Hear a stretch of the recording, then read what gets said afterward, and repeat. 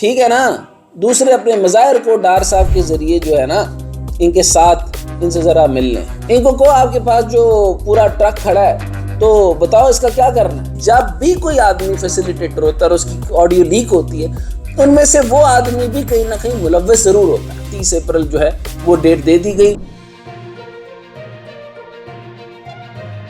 السلام علیکم، میں ہوں ڈاکٹر حسنین جاوید اور آپ دیکھ رہے ہیں میرا ڈیجیٹل چینل. یہ دو بڑے ہی اہم لوگ، یعنی ایک تو جسٹس وجیہ الدین احمد صاحب اور دوسری جسٹس ریٹائرڈ ناصرہ جاوید اقبال صاحبہ، ان دونوں کے ساتھ میری بات ہوئی. ایک سوال میں نے ان سے پوچھا کہ جی ایک مبینہ آڈیو لیکس جو ہیں وہ ان کی جو جسٹس ریٹائرڈ وجیہ الدین صاحب ہیں ان کے پرسنالٹی سے کم کا سوال تھا، لیکن میں نے اجازت سے پوچھ لیا اور میں نے ان سے کہا کہ یہ فواد چودھری والی ایک کیس آیا، یہ مبینہ آڈیو لیک ہے، ڈز اٹ میٹر؟ انہوں نے کہا میٹر تو کرتا ہے اگر یہ ٹھیک ہے، لیکن یہ کوسچن مارک کر رہا ہے کہ جو ساری ججمنٹ ہوئی ہے سو موٹو کی ہوئی ہے. پہلے 9 ججز تھے، ان میں سے دو کے اوپر question mark P D M نے لگایا، 2 خود سے چلے گئے، 5 رہ گئے. 5 میں سے 3 کے اوپر تو جسٹس صاحب نے اس پہ بھی مجھے بتا دیا کہ میجورٹی ڈز میٹر.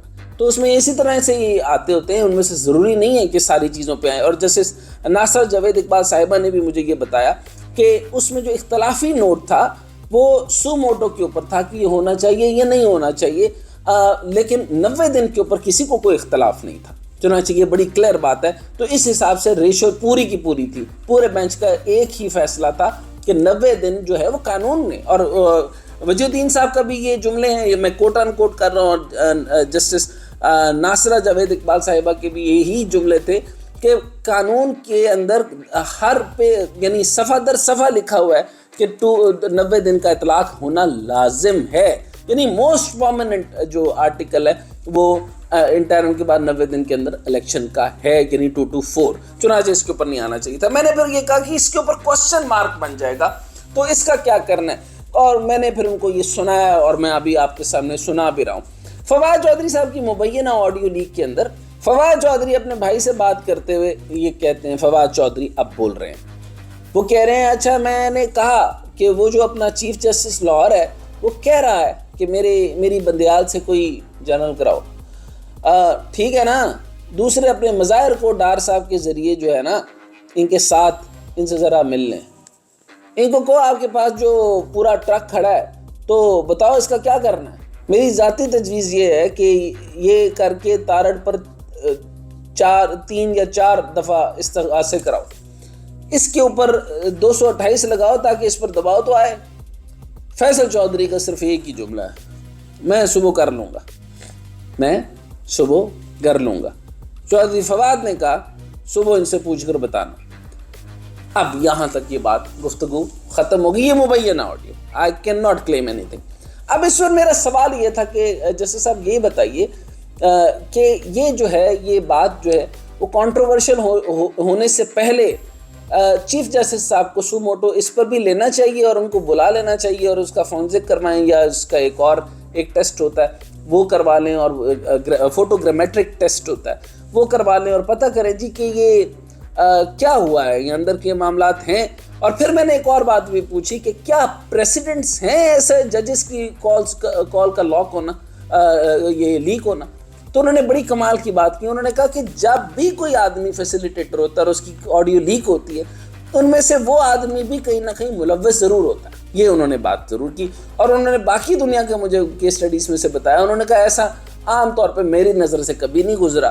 ججز کی بڑی رسپیکٹیبل پوزیشن ہوتی ہے، ان کے ٹیپ اس طرح نہیں ہوا کرتے. یہ یہاں پر اگر ہو رہے ہیں تو دونوں میں سے کچھ پرسنٹیج تو شامل ہوتی ہیں. ان میں سے کوئی ایک لیک کر رہا ہے یا دوسرا لیک کر رہا ہے. اس میں کوئی تیسری قوت کا انوالو ہونا یہ کوئی سمجھ سے باہر کی بات ہے. یہ ایک بڑی انٹرسٹنگ بات تھی. یہ میرا یہ جو اس کو عربی میں بھی کہتے ہیں حل و عقد کا مسئلہ، یعنی ایک مسئلہ جب آ جاتا ہے تو حل و عقد کا مسئلہ حل ہو گیا. اس میں سے کفر ٹوٹا خدا کر کے. تو ایک معاملہ تو یہ ہو گیا جی. آج بڑی اہم بات تھی، یعنی جس کو آپ کہہ سکتے ہیں کہ پوسٹ سوموٹو ججمنٹ. بڑی اہم بات ضروری اس طرح سے تھی کہ اس کے بعد بھی تعویلات اور تفتیش جاری رہتی ہے کہ کیا الیکشنز ہوں گے یا نہیں ہوں گے. تو سب سے پہلی بات تو یہ ہے کہ اب کوئی ابہام رہ نہیں گیا. किसी किस्म का भी। उन्होंने बड़े कॉम्पिटेंट तरीके से बताया कि 224 के तहत 90 दिन में इलेक्शन होना ज़रूरी थे, और सो मोटो इसलिए नहीं हो रहा था कि जो आपकी डिस्टर्बेंस थी वो अब जो भी है या जो भी थी अब वो ख़त्म हो चुकी है। अब उस पर डिस्कस करना बनता इसलिए नहीं है कि इससे बड़ी और तो कोई अथॉरिटी है नहीं, सुप्रीम कोर्ट ने फाइनल दे दिया। अब इसके पहले मेरा क्वेश्चन ये था कि पहले 224 को क्यों नहीं माना गया, जब जगह जगह आइन के अंदर लिखा है और 200 यानी 90 दिन के इलेक्शन और इंटरिम गवर्नमेंट के ऊपर जो है कोई और अलग बात थी ही नहीं, मतलब पूरे सिनेरियो में नहीं थी, तो इतनी बड़ी डिस्कशन क्यों बनी। उस पर उन्होंने कहा कि ये कुछ खामियां तो हैं, कुछ प्रोसीजरल इश्यूज हैं, कुछ सब्सटेंशियल इश्यूज हैं। तो मैं इस वक्त आपको लॉ समझाने तो बैठा नहीं हूँ, लेकिन प्रोसीजरल इश्यूज की वजह से वो ऑफ कोर्स हमारा अभी आइन जो है वो एवोल्यूशनरी प्रोसेस के अंदर है, तो उसमें बेहतरी आ जाएगी। बहरहाल ये आइन की फतह है, और 90 दिन का जो इंटरिम टाइम था, यानी जो हरकत वो करना चाहते थे कि इस कमज़ोर तरीन इंटरिम गवर्नमेंट को, और इसके बारे में मैं मज़ीद और कुछ कहना नहीं चाहता, कि जिस तरीके से दे दला के ये आए थे और जो मज़मूम इरादे लेकर आए थे उनके इरादे ख़त्म कर दिए गए हैं, और अब उनको कन्फाइन कर दिया गया है कि आप सिर्फ 90 दिन के अंदर इलेक्शन करवाएं। ये भी 90 दिन, जो मेरा ज़ाती सवाल ये था कि 90 दिन गिने जाने चाहिए थे पीछे से, और अब तक जितने दिन रह गए थे उसके अंदर फौरी तौर पर इलेक्शन करवाए जाए। लेकिन मेरा ख्याल में कि कुछ बाज़ वजूहात की वजह से बहरहाल ये समझा गया होगा कि अब नई डेट तय कर देनी चाहिए। चुनाचे पंजाब के लिए जो है वो जो क्योंकि कंट्रोवर्शियल हो गया था, सिग्नेचर नो सिग्नेचर का मसला आ गया था, चुनाचे प्रेसिडेंट साहब ने जो है वो 30 अप्रैल की डेट फाइनल की है। लेकिन जब मैंने कहा ना, जैसे नेगोशिएशन हो रही थी कि वो दो आपस में कंसेंट से तय कर लें कि कौन सी डेट होगी, तो कहा था कि 30 अप्रैल से लेकर 7 मई तक कोई सी भी डेट तय कर लें। तो चीफ इलेक्शन कमीशन और इनका जो है डिस्कशन हुआ, तो फाइनल डेट जो मेरे सामने आई है वो है 30 अप्रैल। सुनाचे इसको कहते हैं कि अब इसको लॉक कर दिया जाए, तो 30 अप्रैल अब लॉक है। अब इसके आगे क्या होता है नहीं मालूम, लेकिन बहरहाल ये बात 30 अप्रैल तक मुकम्मल हो चुकी थी। इसमें एक और कंट्रोवर्सी, जस्टिस साहब ने तो बड़ी शानदार बात की, और उनमें उन्होंने क्लैरिटी के साथ बताया कि इसके ऊपर इब्हाम पैदा करने की ज़रूरत और है नहीं। तो इसमें आइन के मुताबिक जो है वो इलेक्शन के अंदर तो कॉन्टेस्ट करना चाहिए, और चुनाचे अब जो है वो हर तरह का जो है वो मुज़म्मरात जो भी थे इसके अंदर, जो मकासद थे, जो गलत मकासद थे, और जो प्रोलॉन्ग करना चाहते थे, वो मामलात हल हो गए। और इससे अब बहुत बड़ा इम्पैक्ट आना नहीं चाहिए था, लेकिन इनकी वजह से आया है IMF के अंदर। अब वो मैटर मैं इसको डिस्कस नहीं कर रहा, लेकिन दूसरा मैटर ये था कि मैंने जस्टिस रिटायर्ड नासिर जावेद इकबाल साहिबा से भी यही बातें डिस्कस की। उन्होंने कहा कि अब बातें मुकम्मल हो चुकी हैं, 90 दिन की जब ऐलान हो गया, 30 अप्रैल की डेट फाइनल हो गई, तो अब ये सारी चीज़ें ख़त्म हो जानी चाहिए, हमें आगे डिस्कस नहीं करना चाहिए।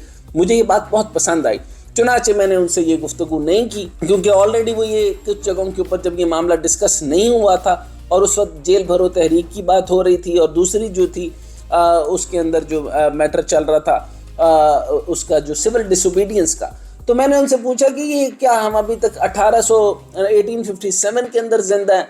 तो उन्होंने कहा कि कभी भी और ऐसा कोई हमारे आइन के अंदर ऐसी कोई शिक नहीं है, क्या रियासती और आइनी तौर पे किसी तरीके का तरीकाकार नहीं है कि आपने जेल भरो तहरीक करनी है ये, या आपके सिविल डिसोबीडियंस आपने लेकर आना है, कोई आइन नहीं है, ये आप जो है वो रज़ाकाराना तौर के ऊपर करते हैं।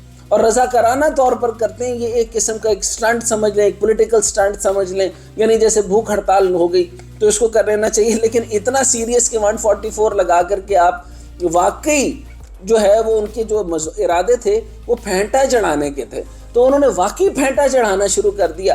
ठीक है, जस्टिस साहिबा के मैं वैसे मैं उनको इज़्ज़त की निगाह से देखता हूँ, ये नहीं कि वो सिर्फ इल्हामा इकबाल की बहू हैं, बल्कि उन्होंने लेगेसी को कायम किया, और उन्होंने अपने दोनों बेटों को, मेरा ख्याल है उनमें से दोनों को मेरे ख्याल में डिसोन कर देना चाहिए, क्योंकि वो सेनेट के अंदर खड़े होकर कुक्कड़ की आवाज़ें निकालते हैं।